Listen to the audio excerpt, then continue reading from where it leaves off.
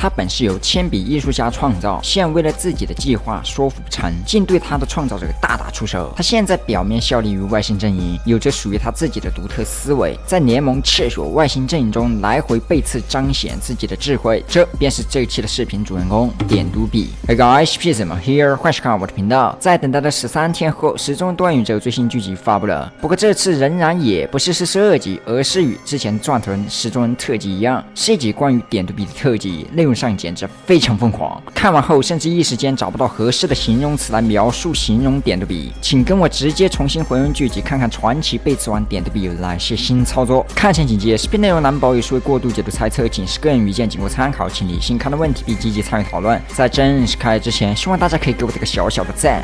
开篇左下角有着字幕表示了当前的时间线，是监控基地毁灭之后发生的事情。此时的地点是铅笔基地，点读笔提枪欲要对面前阻拦的舱门攻击。之所以如此，应该是剧情需要。点读笔在自家铅笔基地被门给拦住，明显是里面的人并不想见他，从而禁止了他能打开门的权限。试想点读笔如今的能力还能见不到谁，或者说有谁能够阻止？在外的都看到了，这类的那无疑是他的创造者铅笔艺术家了。点读笔曾言将要试图说服他，而这便是本集的内容之一。不过话说回来，点读笔此前操控反泰坦上了战场，此时又回到了基地，似乎有着问题。那这是反泰坦与女泰坦铅笔的战斗结束了吗？很显然不是。事实上，这个信息此前弹幕有所透露，点读笔可以在同一时间，也就是同时控制本体及反泰坦躯体。那么就是说，此时的点读笔在这里是情理之中的。反观反泰坦这边的情况，根据透露同样也是，点读笔会尝试说服女泰坦铅笔加入他的计划，不过结果嘛，个人认为，聪慧的女泰坦铅笔当然不会如他所愿。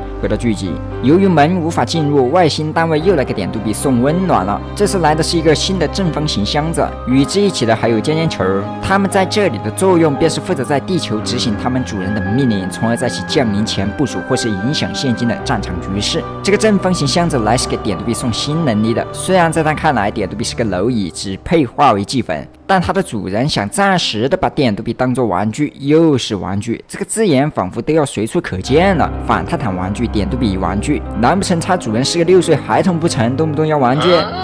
当然开玩笑的，肯定是在强调他们主人的强大。现在点读笔金光覆盖全身，其作用便是使自身虚化虚无，从而无视物理上的碰撞，因此它可以很轻松地穿门而过，来到铅笔艺术家的面前。事已至此，铅笔之父撤下了守卫，与点读笔开始单独谈话。铅笔艺术家表示：“哦，我的好大儿，你竟然想要嘎了你的同伴，把枪口对准自己人，是不是太过分呢？”无论是之前的相机人还是泰坦时钟，点读笔或多或少都将刀子伸在了背后，更有春诺事件的不管不顾行为。不过这点在点读笔看来，他觉得自己嘎的那些人类没什么不合适的，但这指令不是铅笔艺术家命令的，所以正如以前我们的分析一致，一切都是点读笔的自主行为，而非铅笔阵营。铅笔艺术家惊讶点读笔的变化，他在创造点读笔时，实在没能想到这家伙将是一个作祟背刺的叛徒，甚至他还在面前表示：“你造就了我，难道不为我感到骄傲？”好吧。我们现在知道的是，铅笔阵营与其他阵营有个截然不同的点，那就是他们可以通过画画生产单位，但这种无中生有肯定存在弊端，需要赋予一定的人工智能，也就是 AI。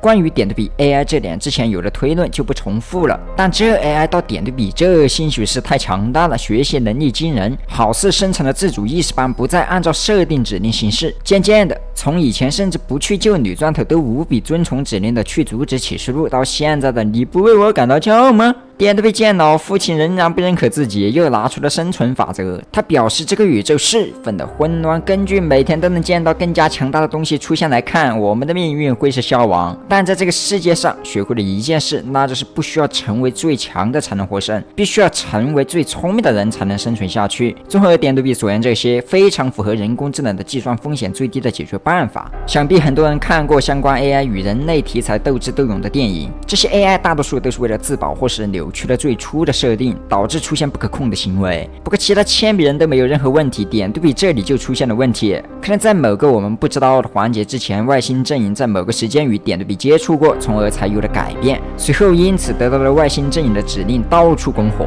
这样来看就顺理成章了，也不会感觉这些不同形状的球在点读笔身旁有突兀。点读笔从中谋得了了好处，想要说服创造他的父亲与之一起。但铅笔艺术家与外星阵营已经有过接触，并且拒绝了与之配合，因为结果非常明显，他不认为这个强大的种族会让他们活下去，因为在绝对的实力面前，话语权从来都不是自己的，不过是任人宰割的玩弄之物罢了。所以无论是阿法还是这些个球，动不动就将玩具挂在口中。铅笔艺术家表示点对比令人失望，不说还好，一说点对比直接红温了，不夸就算了，还说失望，他还只是个孩子啊！绷不住的点对比掀桌将铅笔艺术家控住，并表示为什么要小瞧我？点对比掐住铅笔艺术家脖子，导致供油管道闭塞，无法输送。渐渐的，铅笔艺术家将要嗝屁，好在点对比及时收手了。这不是点对比发慈悲，而是他想要证明自己。点对比希望铅笔艺术家可以活得久一点，活到看到铅笔艺术家错的有多离谱的那一天，届时才会对点对比的用心深深的感到骄傲。随后，点对比身体虚化，穿墙离开了。我只能说，好叛逆的孩子啊！这时，其他签人才赶了进来。见状，铅笔艺术家让其准备实施 B 计划。B 计划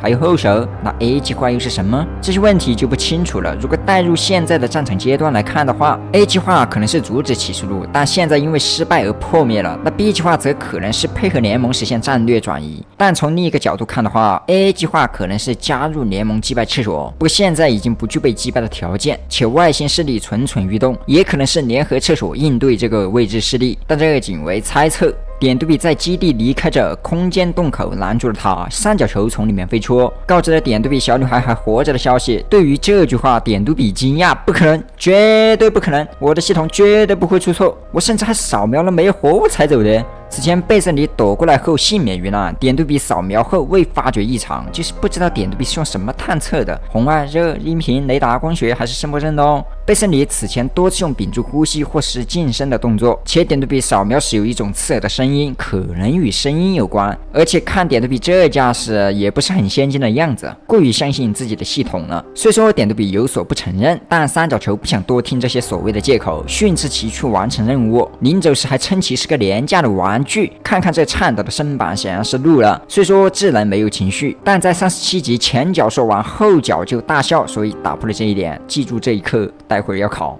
场景转换来到了另一个地方，此时象杰在被点对比拿捏之后还健在，小女孩贝瑟尼守在身侧，但没有给他们更多的时间处理。远处宛如心跳般咚咚咚的声音传来，点对比提枪来了。见状，象杰赶忙掏出一支笔，就像当初他自己使用一样，将其中的墨水倒在了小女孩的手上，使其隐身藏匿起来，然后将其推走。待到点对比跑过来时，贝瑟尼已无影无踪。这次点对比更加谨慎，一上来便是查看四周，随后加特林扫射一圈。没有所获后，将残存的象征拿在了手上。看到象征还没嘎，点对比发问：“为什么你就不能嘎了呢？”话音落下，电眼逼人，同时说着让他结束这无意义的生命吧，仿佛将刚才的愤怒发泄在了这里似的，连番补了好几拳才停止。这时三角球插话：“别打了，有个强大的人来了，他来得非常快，你根本没有机会击败他，我们得赶紧跑路。”但点对比仿佛心里有了计划，亦或是对先前三角球的话愤怒，直接抓住了三角球，同时再次电眼逼人将其摧毁。这太疯狂了！社会我比格人狠话不多，三方皆被刺，传奇甩锅王。来的人正是林切，他通过未来时钟得知了贝瑟尼存活的消息后，急速来到了这里。点对比来不及闪避，直接被林切撞了个底朝天，加特林都给干断了。随后林切蓄力一记重拳，飞速落下。但是注意看，点对比身上泛起了金光，这与之前穿门时的特征一致。虽说林切的拳头威力十分的大，但处于虚无状态的点对比无视物理碰撞，无法选中，无法触摸，自然而然这拳也就伤不了点对比。见到林切无可奈何自己，点对比嘲讽：“哦，我可受不了看到这有多么的残忍。”随后便消失了。林七见状只得痛斥一声，旁边传来了小女孩哭泣的声音。现在的象杰已摧残的不成样子，紧绷的弦随时可能断掉。贝瑟尼哭诉，母亲走了，朋友已经每个人都走了，他央求象杰不要离开他，显得好无助。这个年纪的他完全不知道该怎么做才能帮助到象杰，只能无力发出有声的哭泣。临期近前，贝瑟尼见到了自己的爸爸，但此刻情景让他暂时丢掉了许久不见亲人的喜悦，情绪上已经被眼前的象杰占据了全部。村落事件之后，只有象杰陪伴在其左右，照顾着衣食住行，不是家人已胜似家人，必须得救他，这是他心中唯一念头，并询问他的父亲林七是否能做些什么。林七蹲下，但被向吉人用手示意阻止了。向吉人将贝瑟里的手交给了林七，再将怀中的某种物件也交给了林七，最后比了个拍照的手势，仿佛想要记录下眼前的一刻，但他撑不到了。机体内的部件骤然停止了运转，向吉人离开了。我想这次是真的离开了，这是一个非常值得我们尊敬的角色，让我们按下 F 为其致敬。见相机人没有了动静，林七只得轻声抱歉，随后打开了相机人转交的物件，里面是一张照片，可以看到这张照片里是相机人与二德的合影。这时候他们还是人形态，依旧有着标准的拍照手势，背后还有个路过的老德，老德手中有一个公文包，看起来写的是 AI Cooking Assistant。难道这时候的老德是一个从事 AI 技术的助理，或者说当时的老德是二德的助理？关于照片已经出现了好几次了，29集或30到40集合集的新段落也有大量的参考，不过此前有过分析就不重复了。现在明确的一点是，二者与相机人还有铅笔人当中有着一些关联，也正好对上了相机人一出场就相较亲密铅笔人。当林七看完照片后，想起了当初茅厕大会所交谈的内容，各种思绪涌上心头。关于村落事件的黑手，他需要重新审视一下了。此时不远处有人坠落地面，是09回来了。二人打了照面，很快09便开始陈述。从他的口中可以得知，在他不断的这段时间里，花费了比想象还要长的时间去研究了解，得出了一个结论，那就是我们完蛋了。无论是他们自身还是联盟都玩完了。09虽不知道目前与联盟的战况如何，但想要有机会对付这些外星人，就必须挺战。那么这就表示了双方的联合要拉上台面了。而之前茅厕大会争议的点，无非就在村落事件上。现在女儿找到了，有了目击者，又看到相机人的努力和点读笔的作为，只要07理清其中的关键，联合就势在必行。此前 Dom 透露了外星人也就是阿尔法的主人是时钟宇宙最大的威胁，而邪恶泰坦时钟是多元宇宙的最大威胁。先抛开这个强大到控制宇宙的变态单位不谈，因为肯定有对付他的手段，估计很快我们就能看到，比如下集。那么回到要想击败天外来敌的问题，就必须联合所有力量才有可能。就比如原系列联合对付天文，毕竟时钟宇宙就连起初路的厕所方都不看好的战斗，如果单独应付显然不切实际。我们继续，场景来到了另一个地方，此处大火肆虐，遍地都是被破坏的痕迹，唯有一根带有监控图章的旗帜迎风不倒，这显然是监控基地遗址。某角落空间破开，点读笔从中走了出来，还有一个尖尖球，不清楚他们来到这个是要做什么，难道是借着这个已被破坏的地方打掩护？不得而知。此时尖尖球发问点读笔，问到三角球怎么了？点读笔驻足，回答是07干掉了他，同时表示必须在联盟停战前除掉他。好，传奇甩锅王，表面一套背后一套，碟中谍只为自己。不过一般充当这样定位的角色，结局不会好到哪里去。看这个尖尖球没有回应的样子，兴许是知道点读笔在扯谎，但为了不破坏他该做的事情，只能看他表演了。你也可以将你的想法写在评论区。好了，本期的视频内容到这了，如果你喜欢的话，记得不要忘记点赞关注。我是 Pixman，我们下个视频再见。